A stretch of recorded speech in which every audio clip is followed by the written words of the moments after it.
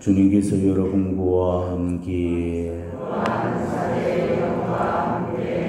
성 마르코가 전한 거룩한 복음입니다.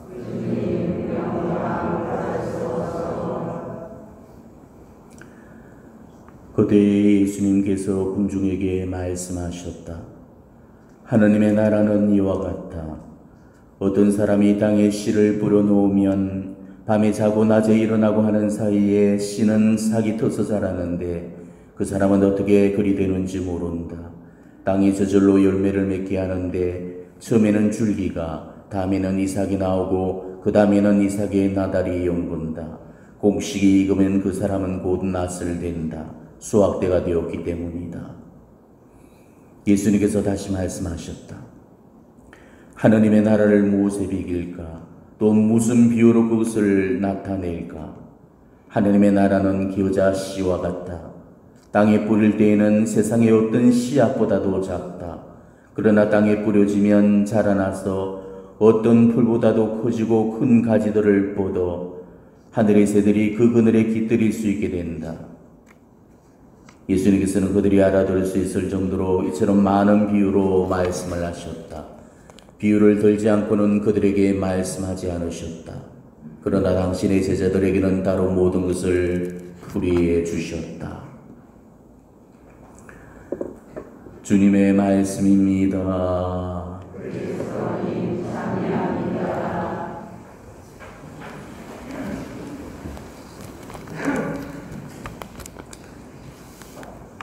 오늘 예수님은 하늘나라를 비유로 설명을 해주십니다.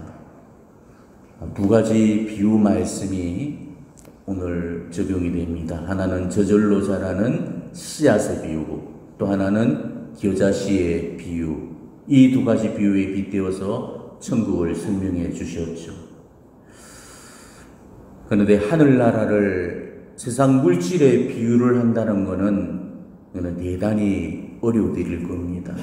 물질 세계인 이 지상과 영적인 세계인 그 천상은 완전히 다른 영역이기 때문에 하늘나라는 지상의 어떤 사물과도 비교할 수가 없죠.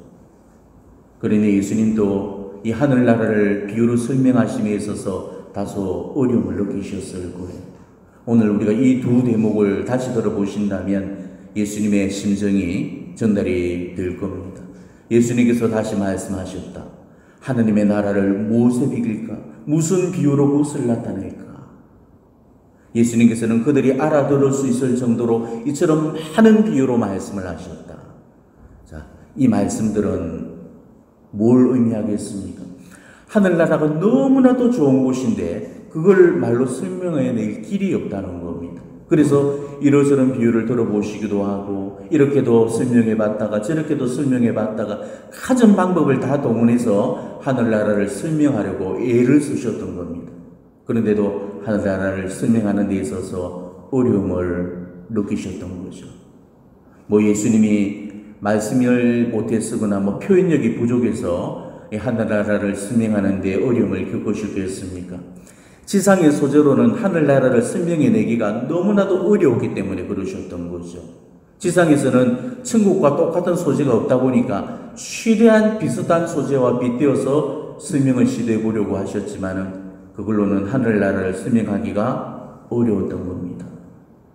예수님은 하늘나라의 주인이시고 하늘나라를 창조하신 하느님이시죠.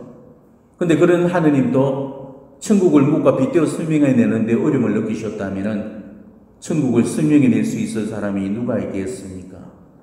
우리 교회 역사적으로 볼 때 하나님의 성청으로 천국을 방문한 그런 분들이 들어 계십니다. 대표적으로 자비의 사도이신 파우스티나 성녀나 시에나의 카타리나 성녀 같은 분이시죠. 물론 이분들 외에도 많이 계시는데 제가 잘 아는 두 분만 한번 뽑아봤습니다. 이 두 분도 예수님과 마찬가지로 천국을 방문하고 나서 그 천국을 보고 그것을 설명을 하려고 하니까 너무나도 어렵다고 하시면서 우리 인간의 어떠한 언어로도 천국을 설명해낼 길이 없다고 그런 말씀을 하셨습니다. 예수님도 천국의 설명을 어려워하셨다면 천국을 잠깐 방문한 사람이라면 더욱더 설명해내기가 어려울 겁니다. 도대체 얼마나 아름다운 곳이며 도대체 얼마나 기가 막힌 곳이라면 천국에 빗댈 만한 지상의 소재가 없다는 건지 물질 세계에 속한 우리로서는 감히 상상이 안 되는 일일 거예요. 근데 오늘도 예수님은 이 하늘나라 천국을 설명해 주시기 위해서 한 가지의 소재를 더 선택하셨죠. 그는 바로 씨앗이었습니다. 그러니까 씨앗과 하늘나라를 빗대어 설명하시는 데 있어서 예수님이 겨우 찾아내신 이 지상의 소재가 씨앗이라는 그 사실이 너무나도 놀랍지 않습니까?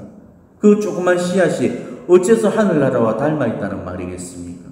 예수님은 왜 하필 이 씨앗을 하늘나라에 비유하시겠습니까? 씨앗과 이 하늘나라 사이에는 어떤 연관성이 있고 또 겨자씨와 하늘나라 사이의 상관성은 뭔지를 우리가 한번 곰곰이 생각해 보는 시간을 가져봤으면 합니다. 우리는 흔히 하늘나라를 죽어서 가는 곳이라고 생각을 하고 있죠. 그래서 하늘나라는 이 이승에서는 없고 저승 어디쯤에 있다 이렇게 우리는 생각을 하고 있습니다. 여러분들도 그렇게 생각을 하고 있죠. 죽으면은 육신은 무덤에 묻혀서 썩게 되고 새털보다도 가벼운 영혼만 하늘을 향해 오르다가 이승의 장막을 건너간 후 하늘나라에 든다고 생각을 합니다. 그 때문에 우리 내리속에는 고정관념처럼 하늘나라는 죽은 다음에 가는 곳이다 라는 그 생각이 강하게 박혀 있는 거예요. 우리는 하늘나라를 생각할 때면 예수님의 성천 장면부터 떠올리게 되죠. 구름을 타고 하늘로 오르시는 그 예수님의 모습과 또 하늘을 올려다보는 제자들의 모습, 우리가 그 모습을 묵상하면서 그 하늘나라는 하늘 저 어디쯤에 있을 거라고 그렇게 상상을 합니다. 물론 맞죠. 하늘나라는 하늘에 있는 나라입니다. 그러니 예수님도 하늘로 오르시지 않았습니까? 그래서 주님의 기도를 가르쳐 주실 때도 하늘에 계신 우리 아버지라고 기도를 하셨잖아요. 근데 또 한편으로는 바로 이것이 오히려 하늘나라를 오해하게 만들 수가 있다는 거예요. 우리가 하늘나라를 그저 하늘에 있는 나라라고만 한정을 짓게 되면은 지상에서는 하늘나라가 전혀 없는 것이 되고 마는 겁니다. 그러면은 이 지상은 감옥살이 유배트가 되는 거고, 얼른 하늘나라에서 하느님을 뵙기 위해서는 어서 죽어야 되고 어서 떠나야 될 그 어떤 의미도 없는 곳이 되어버리고 마는 거죠. 그렇게 되면은 이 지상을 살아가야 될 의미가 없는 거예요. 즉 하늘나라가 하늘에 있는 나라라면 그 나라는 하늘에 갔어야 체험할 수가 있고 이 지상에서는 체험할 수가 없고 살아서는 만날 수 없는 거라는 말이 되잖아요. 그러니 이런 잘못된 생각들이 우리가 하늘나라를 살지 못하게 만드는 그런 이유가 된다는 거죠.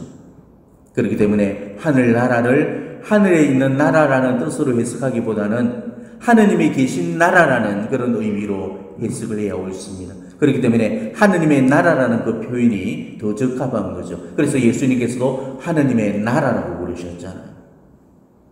자, 하느님만 계시면은 그곳이 하느님의 나라인 거죠. 하느님 나라가 하늘에 있기 때문에 하느님 나라가 아니고 하느님이 계시기 때문에 하느님 나라인 거예요. 물론 그런 일은 없겠지만은 만일 지금 저 하늘나라에 하느님이 안 계시다면은 그곳은 더 이상 하느님 나라일 수가 없는 거죠. 아무리 그곳이 아름답고 증기한 보석으로 꾸며진 황홀하고 찬란한 곳이라고 할지라도 그곳에 하느님이 안 계시다면 더 이상 하느님 나라가 아닌 것이죠. 우리가 이 미사를 걸어서 작은 천국이라고 부르는 이유도 그와 마찬가지입니다. 미사 성제 속에 하느님께서 현존해 계시기 때문에 그래서 작은 천국이 되어지는 거예요. 자, 그렇다면 우리는 이런 결론을 내릴 수가 있을 겁니다. 하느님의 나라는 하느님만 계시면 되는 거니까 우리가 굳이 죽지 않더라도 지상에서도 얼마든지 만날 수가 있다는 것이죠. 하느님의 나라를 하늘 어느 쯤에만 있다고 생각을 하고 지상에서는 아예 찾으려고 하지 않고 죽은 다음 저승에서만 찾으려고 한다면은 그 사람은 영원히 하느님의 나라를 찾지 못할 겁니다. 왜냐하면은 이승에서 만나지 못한 하느님의 나라는 저승에서도 만나지 못할 것이기 때문이죠. 하느님의 나라를 죽은 후에 갑자기 만나게 될 아예 모를 그런 낯선 세계로 생각해서는 안 됩니다. 하느님의 나라는 이미 우리 안에 시작이 되었고 지금 바로 여기서 진행이 되고 있는 중이에요. 그렇기 때문에 우리는 이 지상에서부터 조금씩 하느님 나라를 체험해 나가야 되고, 지상에서 이 하느님의 나라와 친숙해져 있어야 됩니다. 하느님의 나라와 친숙한 사람들일수록 진짜 하느님 나라에 가까이 와 있는 사람들이에요. 하느님의 나라를 제발 오해하는 일이 없기를 바랍니다. 지상에서는 한 번도 경험해 보지 못하다가 어느 날 갑자기 죽어서 눈을 떠보니까 하느님 나라에 들어가 있더라. 하느님의 나라는 이런 요술이 펼쳐지는 곳이 아닙니다.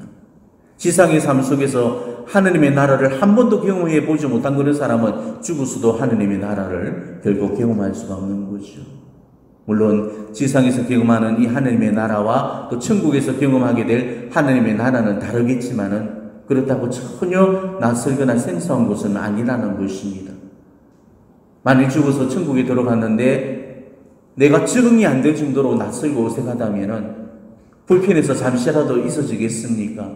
그러니까 이 두 세계는 전혀 이질적인 것이 아니라는 거죠. 물론 지상의 하느님의 나라는 불완전한 곳이고 죽어서 갈 하느님의 나라는 완전한 곳이어서 분명 차이가 차원이 다른 곳이기는 하겠지만은 지금의 이 불완전함이 완전하고 충만하게 완성되는 곳이 우리가 미국에 죽어서 가게 될 하느님의 나라라는 겁니다. 그래서 바오로 사도께서도 고린도전서에서 이런 말씀을 하셨습니다. 한번 들어보십시오. 우리가 지금은 거울에 비친 모습처럼 어렴풋이 보지만 그때에는 얼굴과 얼굴을 마주 볼 것입니다. 내가 지금은 부분적으로 알지만 그때는 하느님께서 나를 온전히 아시듯 나도 온전히 알게 될 것입니다. 또 골로새서에서는 아주 적합한 그런 표현을 쓰시는데 지상의 것들을 일컬어서 앞으로 올 것들의 그림자, 즉 실체의 그림자라는 그 표현을 바오로 사도는 쓰셨습니다. 그러니까 거울이라는 표현과 그림자라는 표현, 어쩌면 천상과 지상의 관계를 아주 적절하게 표현해주는 그런 비유일 겁니다. 자, 거울에 비춰진 모습은 내 모습을 담고는 있지만 진짜 나는 아닌 거죠. 그리고 나를 드러내는 그림자도 그렇잖아요. 내 그림자가 맞긴 하지만 그거는 나는 아닌 거죠. 내 모습을 실루엣처럼 어렴풋이 드러내고는 있지만 그것은 어디까지나 그림자에 지나지 않는 겁니다.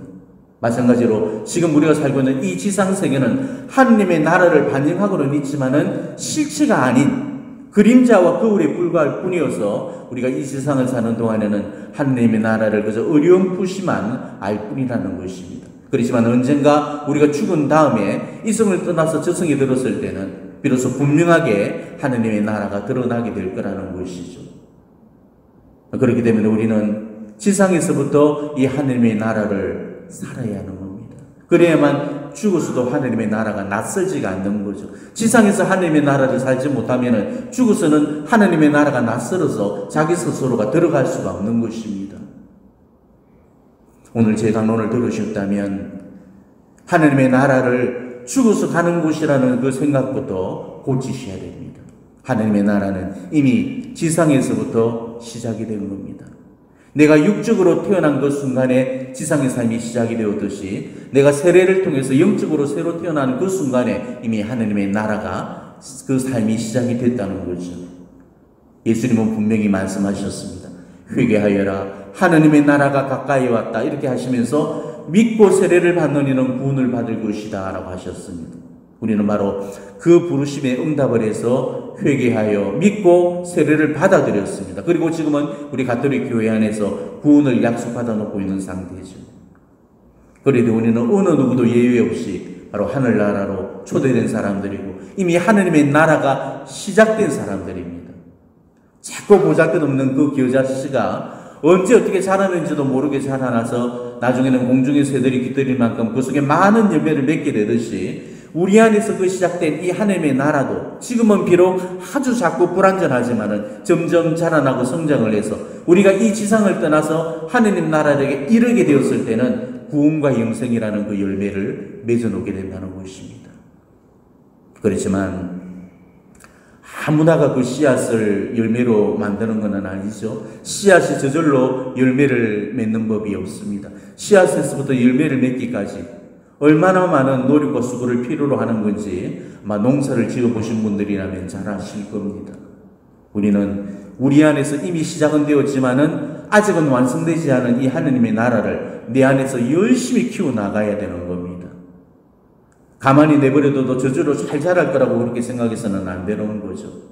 믿고 세례를 받으면 구원을 받는다고 하셨으니까, 세례를 받아놨으니까 이미 구원은 따놓은 당상이라고 생각해서 구령을 위해서 그 어떠한 노력도 하지를 않는다면 이거는 개신교적인 오류에 빠져있는 사람입니다. 개신교회는 예수 천당 불신 지옥이라 해서 예수만 믿고 세례만 받아 놓으면은 그가 삶을 어떻게 살았던 간에 그 삶과는 무관하게 하늘나라에 들어간다고 가르치죠. 어린 밤 푸너치도 없는 소리입니다. 하느님 나라는 절대 그렇게는 들어갈 수 없는 곳입니다. 비록 언제 자랐는지도 모르게 자라기는 하지만은 그렇다고 그게 결코 저절로 자라지는 게 아니라는 것이죠. 저는 요즘 사제관에 작은 텃밭을 가꾸고 있습니다. 그다지 크진 않지만 조그만 화단 2개가 있어서 거기다가 이러저런 채소들을 심어놨죠. 근데 참 신기하게도 아침에 자고 일어나 보면은 열매 하나가 달려있는 모습이 너무나도 신기하고 예뻤습니다. 너무 예뻐서 뜯어먹기조차도 아까워서 지금 화초처럼 관상용으로 키우고 있어요. 그래서 어느덧 그 상추가 나무처럼 자라가지고 마치 숲을 연상하게만큼 그렇게 좀 자라 있습니다. 이 자연은 너무나도 신비로워요. 그다지 손을 대주지 않았는데도 기특하게 알아서 무럭무럭 자라줍니다. 이 자연이라는 그 단어가 그러잖아요. 스스로 자자에 그러할 연자, 사람의 힘을 더하지 않은 저절로 된 그대로의 현상, 이것을 우리는 자연이라고 그러죠. 하지만 이 자연이라는 단어만큼 엉터리 단어도 없는 겁니다. 이 세상에는 저절로 일어나는 일은 없습니다. 원인 없이 이루어지는 결과는 있을 수가 없죠. 사람이 키우지 않았다고 해서 그걸 저절로 자랐다고 말해서는 안 되는 거죠. 어떻게 저절로 자랄 수가 있겠습니까? 우리 사람은 모르겠지만은 하느님은 알고 계십니다. 비록 사람은 물을 안 내어줬죠. 하느님이 비를 내려주신 거고, 비록 사람이 걸음을 안 줬어도 하느님이 햇볕과 공기와 바람을 주셨기 때문에 그래서 자라고 성장할 수 있는 거죠. 그렇기 때문에 내가 안 키웠다고 저절로 자라는 게 아닙니다. 모든 게 하느님의 손길로 자라는 거예요. 자, 우리도 마찬가지입니다. 지금 내 안에서 시작된 이 하느님의 나라는 눈에 띌 만큼은 아니어도 계속해서 조금씩 자라나가고 있습니다. 하느님 나라가 내 안에서 계속 자라는 이유는 마치도 햇볕과 비와 바람과 공기처럼 하느님께서는 끊임없이 그 조력 은총들을 통해서 내가 구원받는 데 있어서 필요한 모든 은총으로 지금도 나를 돕고 계시기 때문입니다. 자, 그렇다면 우리는 어떻게 해야 되겠습니까? 아무런 노력도 하지 않고 그저 하느님의 은총에만 맡겨놓고 나 몰라라 하고 있으면은 저절로 하느님 나라에 들어가시는 거겠습니까?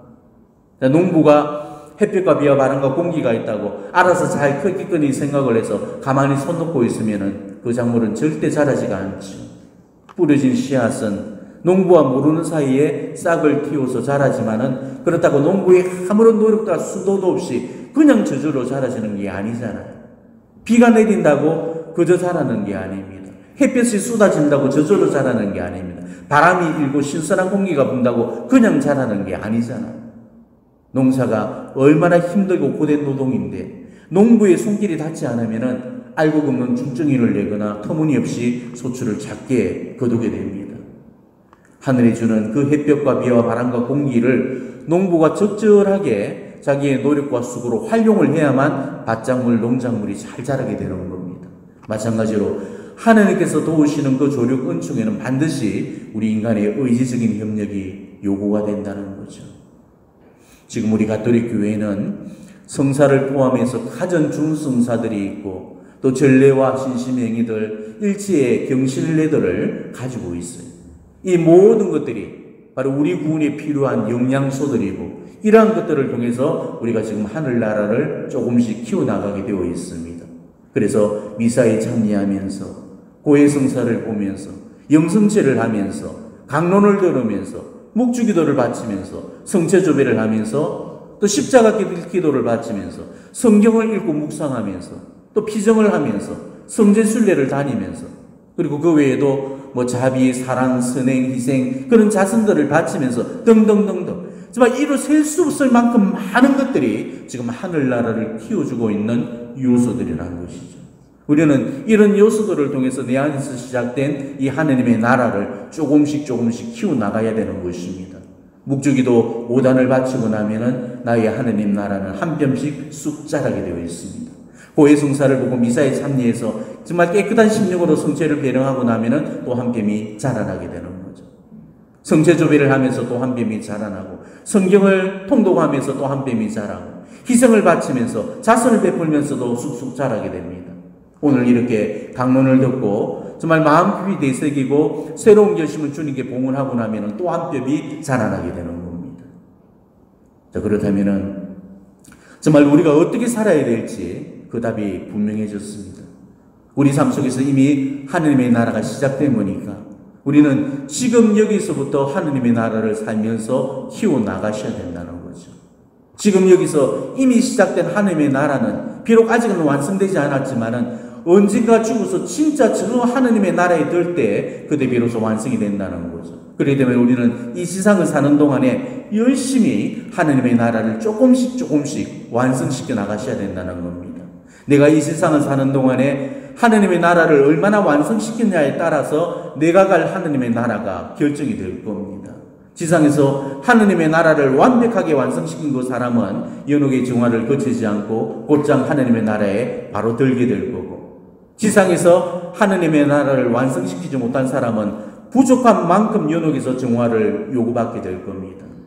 하느님의 나라를 얼마나 완성했냐에 따라서 연옥의 정화도 달리 주어지게 되는 거죠. 연옥도 수만 가지 단계가 있어서 하느님의 나라를 완성하는 데 있어서 부족한 만큼에 따라서 우리는 연옥에 달리 안착을 하게 되는 것이죠. 그리고 지상에서 하느님의 나라를 전혀 살지 않은 그런 사람들은 죽어서 하느님의 나라를 들어갈 수가 없을 겁니다. 왜냐하면 그 사람은 하느님의 나라 없이 살았기 때문에 죽어서 갈 하느님의 나라가 없는 거죠. 근데 여기서 우리가 착각하고 있는 한 가지 사실이 있습니다. 우리는 하느님 나라에 들어가는 것만 생각하지 내가 하느님의 나라가 되어야 된다는 것은 잘 생각을 하지 못하고 있죠. 즉 하느님의 나라를 가는 것만 목표로 삼고 있고 내가 하느님의 나라가 되어야 되는 것은 목표로 삼지를 않아요. 그거는 정말 잘못된 겁니다. 내가 하느님의 나라를 가는 것은 다음 목표인 거고 내가 하느님의 나라가 되는 게 우선의 목표인 겁니다. 이 목표를 잘못 찾게 되면 엉뚱한 결론에 도달하게 되죠. 하느님의 나라를 가는 데만 혈안이 되어 있고 내가 하느님의 나라가 되는 데는 관심조차 안 가진다면 그 사람은 정말 하느님의 나라를 크게 오해하고 있는 사람입니다. 지금까지 여러분들도 늘 신앙생활 하시면서 하느님의 나라에 들어가는 것만 목표로 삼았을 겁니다. 자신이 하느님 나라인 줄도 모르고 자신이 하느님의 나라가 되어야 되는 줄도 모르고 그저 하느님의 나라에 들어가는 것만 욕심을 내셨을 거예요. 그렇지만 여러분들이 분명히 아셔야 될 사실은 하느님의 나라라는 것은 지상에서부터 이 하늘나라를 이룩한 사람이 죽어서 가는 곳입니다. 자기 삶이 하느님 나라가 된 그 사람이 하느님 나라로 들어가지게 되는 거지. 자기 삶이 하느님의 나라가 되지 못한 사람은 하느님 나라에 들어갈 수가 없는 거죠. 자신의 삶을 하느님의 나라로 만들지 못한 사람들한테 하느님의 나라가 되어주지 못한 그 사람은 죽어서 하느님의 나라에 들어갈 수가 없습니다. 그 사람이 갈 하느님의 나라는 결코 없을 거예요.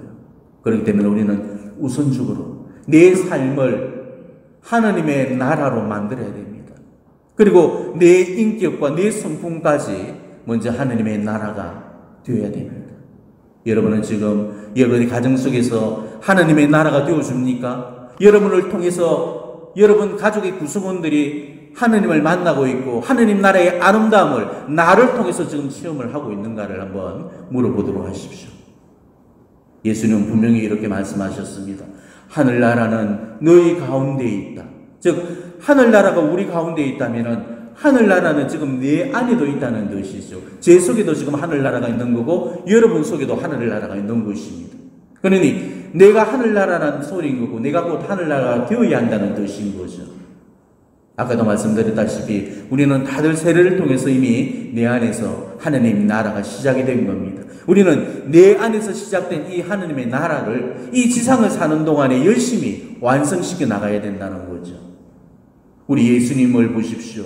예수님도 걸어다니는 하느님의 나라셨잖아요. 그래서 예수님은 당신을 만나는 사람들한테 하느님의 나라가 되어주셨습니다.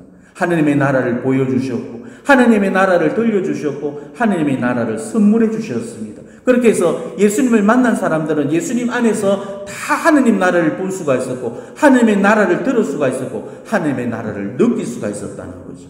우리도 바로 그런 모습으로 우리 신앙과 삶을 살아내야 된다는 것입니다.